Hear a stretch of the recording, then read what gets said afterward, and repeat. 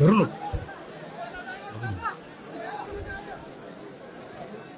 स्वर्गीय संतोषजी देशमुख यांच्या कुटुंबियांना न्याय देण्यासाठी बीड जिल्ह्यातल्या कानाकोपऱ्यातून हजारो लाखोच्या संख्येने आलेले सर्व बंधू भगिनी तरुण मित्र व्यासपीठावरील आदरणीय संभाजीराजे आदरणीय मनोजदादा जरांगे पाटील सर्व मान्यवर बंधूंनो आणि भगिनींनो, संतोष देशमुख यांची हत्या होऊन आज 19 दिवस झाले तरी सुद्धा काही आरोपी अद्याप मोकाटे, त्यांना अटक झालेली नाही।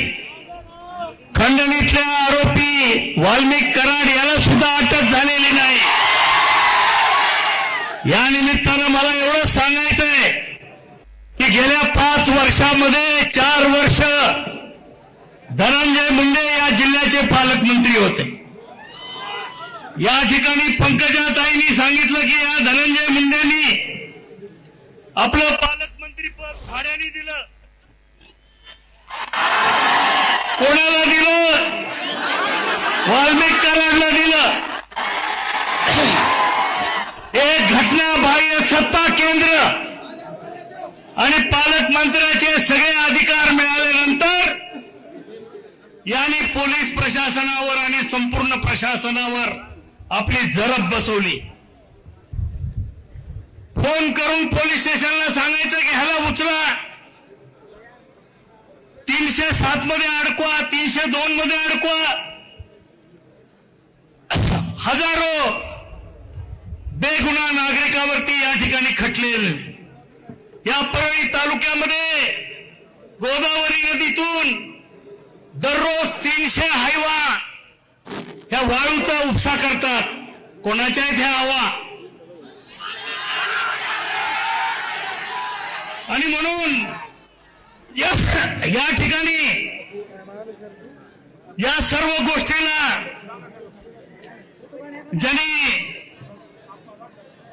या वाल्मिक कराडच्या पाठीमागे आपली शक्ती उभी केली ते धनंजय मुंडे मंत्रिमंडळामध्ये असल्यास या केसमध्ये कोणालाही न्यायाची अपेक्षा नाही। आणि म्हणून या निमित्तानं मी मुख्यमंत्री आणि अजितदादांना विनंती करतो की या केसचा निकाल जोपर्यंत आरोपीला फाशी होत नाही तोपर्यंत त्यांचं मंत्रिपद काढून घ्यावं। एक निपक्षपातीपणे हा तपास झाला पाहिजे ही बीड जिल्ह्यातल्या सर्वसामान्य माणसाची मागणी आहे।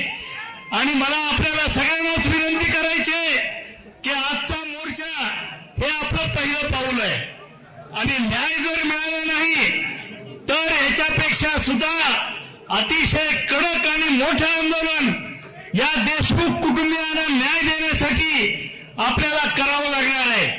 मी दुसरी विनंती करणार आहे, आम्ही माजलगाव तालुक्यातील सर्व राजकीय पक्षाच्या कार्यकर्त्यांनी एकत्रित येऊन जवळजवळ 40 लाख रुपयाचा निधी येत्या 4 तारखेला आम्ही मसाजोगला जाऊन या कुटुंबियाच्या स्वाधीन करणार आहोत। बाकीच्या कार्यकर्त्यांनी मला विनंती करायची आहे की 2 छोटी मुलं आहेत, म्हातारे आई वडील आहेत, एक भाऊ आहे, त्या भावाचं कुटुंब आहे। या सगळ्यांना आपल्या आधाराची गरज आहे।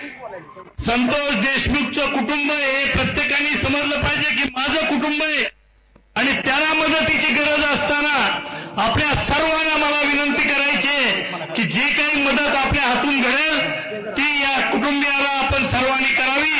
धन्यवाद।